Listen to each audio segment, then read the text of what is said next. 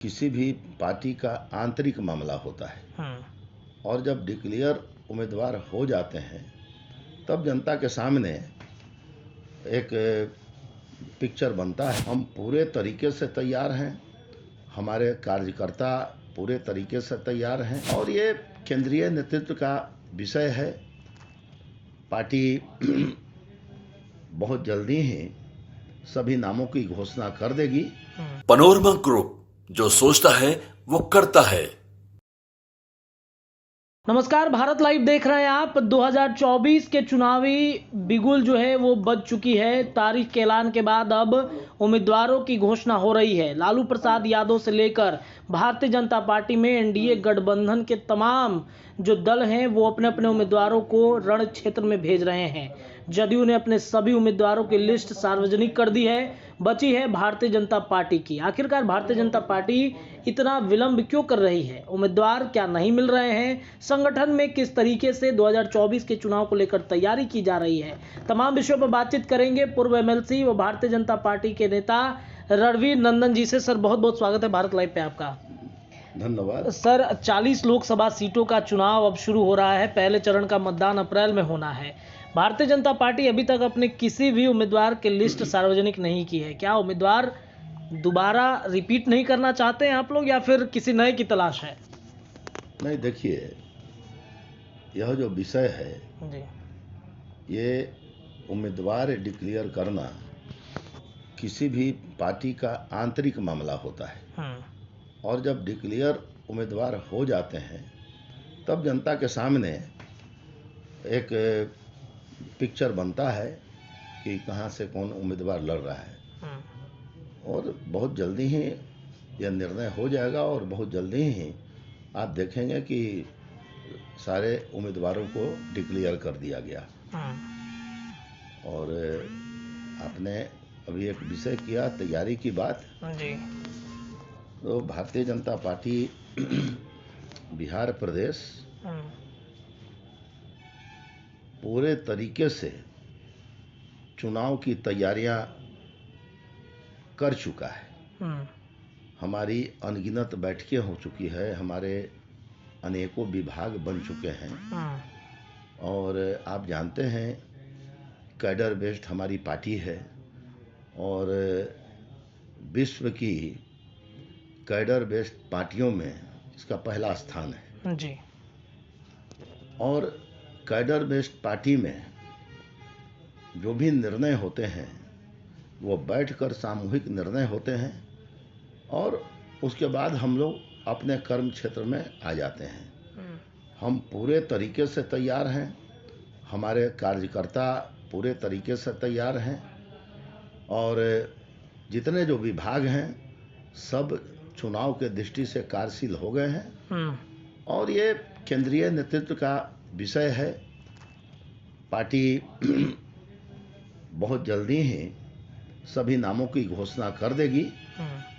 पूरी मजबूती के साथ माननीय प्रधानमंत्री नरेंद्र मोदी जी ने जो भारत के विकास के लिए, भारत माता को विश्व माता की दर्जा बनाने के लिए जी, जो प्रयास किया है वह प्रयास आगे सामने चुनाव जो आने वाला है वह अति सफल होने वाला है। और हम लोगों ने भी एक प्रण किया है कि 400 से ज़्यादा सीटें हम जीतेंगे और आप देख लीजिएगा भारत की राजनीति में यही होने वाला है।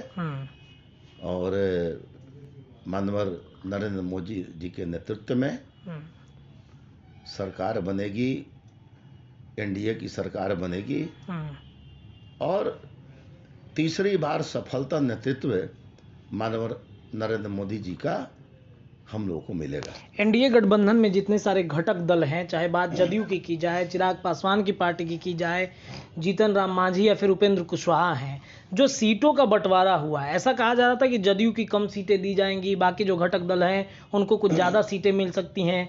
जदयू के कुछ उम्मीदवारों के प्रति एंटी इनकम्बेंसी है, तो जदयू ने आखिरकार 16 सीटें वापस ले ली हैं अपनी। कितना भरोसा है, कितना सीट निकल पाएगा उनका इस बार? देखिए, हमारा इस पर कोई डिस्प्यूट नहीं है। जी, ये डिस्प्यूट फैलाने वाले लोग, चंद लोग बहुत से अनुमान कर रहे थे जी। लेकिन आपने देखा कि कितने सहजता के साथ सभी सीटों का बंटवारा हो गया। बिल्कुल। कहीं कोई अनरेस्ट नहीं है, कहीं किसी भी प्रकार का कोई डिस्प्यूट नहीं है। और आप ये मानिए कि हम मानवर नरेंद्र मोदी जी के नेतृत्व में चुनाव लड़ रहे हैं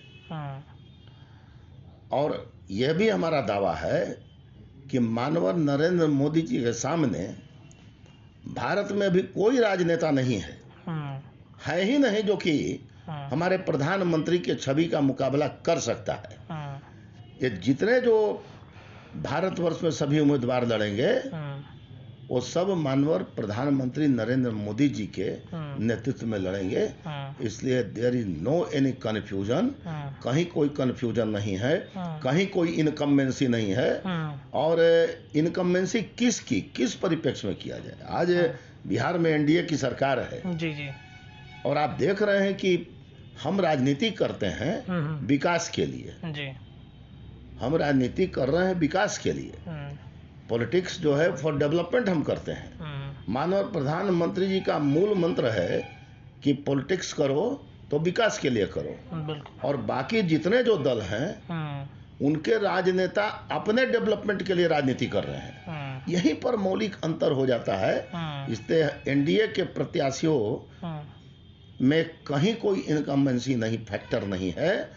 और मानवर नरेंद्र मोदी जी के नेतृत्व में पुनः प्रचंड बहुमत से एनडीए की सरकार बनेगी। अगर बात लालू प्रसाद यादव की पार्टी की करें तो एमवाई समीकरण तो उनके साथ है ही, लेकिन देखा गया है सीट बंटवारे में लौकुश समीकरण में खासा ध्यान लालू प्रसाद यादव दे रहे हैं। 4 लोकसभा सीटों पर हमने देखा अलग अलग समीकरण बैठाकर वो दे रहे हैं। तो कितना मतलब हो सकता है कि लौकुश समीकरण भी कुछ छटका ले? देखिए 2019 का चुनाव आपने देखा है, उभरते हुए नायक हैं, उनके पास उम्र है, राजनीति करने की उम्र है और राजनीति को बहुत नज़दीक से उन्होंने देखा है और अच्छे नेता हैं, आगे बढ़ने वाले नेता हैं। तो निश्चित रूप से एक एनडीए का जो ये कॉम्बिनेशन है वह बिहार में एक उत्कृष्ट मतलब समझिए कि कॉम्बिनेशन है। और उसके आगे बाकी जितने जो दल हैं, चाहे जितने कंसेप्ट चल रहे हैं, वो सबको ध्वस्त होना है। चलिए देखिए, तो 2024 के चुनाव के पहले रणवीर नंदन सर ने ऐलान कर दिया कि 40 लोकसभा सीटें कोई नहीं छीन सकता एनडीए गठबंधन से। फिलहाल इस खबर में इतना ही, लेकिन चर्चाएं लगातार भारत लाइव पर जारी है। जुड़े रहिए हमारे चैनल के साथ। बहुत बहुत धन्यवाद। पनोरमा ग्रुप, जो सोचता है वो करता है। अगर ये वीडियो पसंद आई और वह बिहार के राजनीति और बिहारियत से सरोकार रखेनी तो सब्सक्राइब बटन दबा के चैनल के सब्सक्राइब कर ली। ओजे एगो घंटी बा, ओकरा बटन दबा देला से कुल सटीक और मारक खबर रुआ मुफ्त में मिल जाई। अगर रुआ पत्रकारिता के हमनी के नया प्रयोग में सहयोग कर चाहतानी तो ज्वाइन बटन दबा दी। पेटीएम नंबर नोट कर ली 9386816700। धन्यवाद।